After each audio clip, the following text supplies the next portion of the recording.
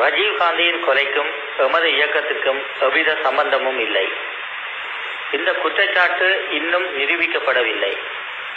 இந்த கொலை குற்றச்சாட்டை எம்மீது சுமத்தி சர்வதேச ரீதியாக எமது இயக்கத்தை களங்கப்படுத்த இந்திய அரசு முயற்சிக்கிறது.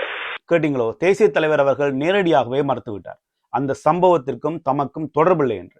தளபதி கிட்டண்ணா நேரடியாகவே அவரே அறிவித்தார், எமக்கும் அதற்கும் சம்பந்தம் இல்லை என்று.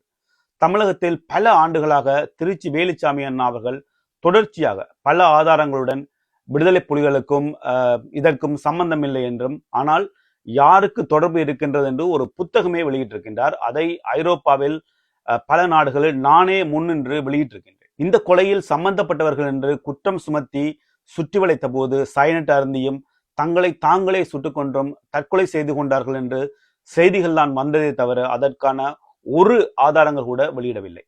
அவர்களின் உடல்கள் கூட காட்டப்படவில்லை. புதைத்தார்களா எரித்தார்களா என்று எந்த ஆதாரபூர்வமான தகவல்களும் இல்லை.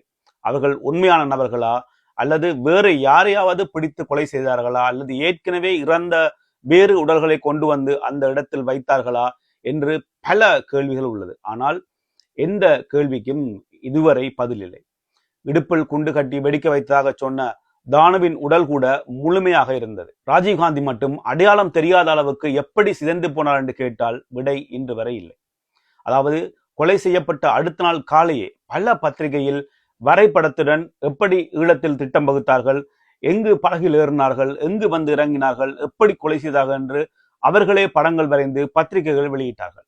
அனைத்தையும் நேரில் பார்த்தது போல், அதுவும் அடுத்த நாளே. இவ்வளவு பெரிய தலைவரை கொள்ளும் ஒரு சிறு ரகசியம் கூட இறுதி நிமிடம் வரை தெரியாதவர்கள் கொலை நடந்தவுடன் உடனடியாகவே இதை விடுதலை புலிகள் தான் செய்தார்கள் என்ற ஒரு பொய்யை சொல்லி தமிழகத்தில் உள்ள அனைத்து ஈழத் தமிழர்களையும் கைது செய்து சிறையில் அடைத்தார்கள். பெண்கள் குழந்தைகளை கூட தடுத்து வைக்கப்பட்டார்கள். அது எப்படி கொலை செய்ய போது தெரியாது, ஆனால் செய்தவுடன் இவர்கள் தான் செய்தார்கள் என்று உடனே எப்படி உறுதிப்படுத்தினார்கள் என்றால் விடையே இல்லை.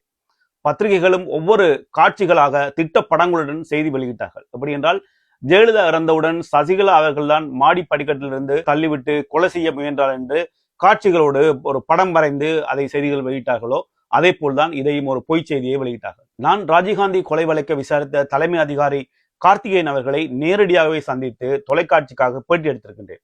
அந்த பேட்டியும் தொலைக்காட்சியில் வெளிவந்தது. அதில் கேள்வி ஒளிப்பதிவு எல்லாம் நானே செய்திருந்தேன். பேட்டி முடிந்து ஒளிப்பதிவு கருவிகளை எல்லாம் எடுத்து வைத்ததை அவர் உறுதிப்படுத்திவிட்டு, தேநீர் அருந்த போது இந்த வழக்கில் நிறைய தவறுகள் நடந்துவிட்டது, ஆனால் அவற்றை இனி மாற்றி எழுத என்னால் மட்டுமல்ல யாராலும் முடியாது என்று இறுதியாக கூறினார். அதை தாண்டி நான் கேட்ட வேறு கேள்விகளுக்கு அவர் பதில் எதுவும் சொல்லவில்லை, ஆனால் மறுக்கவும் இல்லை. இந்த வழக்கில் ஏகப்பட்ட விடயங்கள் மறைக்கப்பட்டுள்ளது. இந்த கொலை விடுதலை புலிகள் செய்யவில்லை என்று ராஜீவ்காந்தியின் 30 ஆண்டுகால நண்பர், ராஜீவ்காந்தியின் திருமணத்திற்கு கையெழுத்து போட்ட பழனி பாபா அவர்கள் கூறியதை ஒரு முறை கேட்டுவிட்டு வாருங்கள். சுவாரஸ்யமாகவும் இருக்கும், வரலாற்றையும் அறிந்து கொள்வீர்கள். இந்த பாட்டலுக்குள்ள குண்டு வச்சீங்கன்னு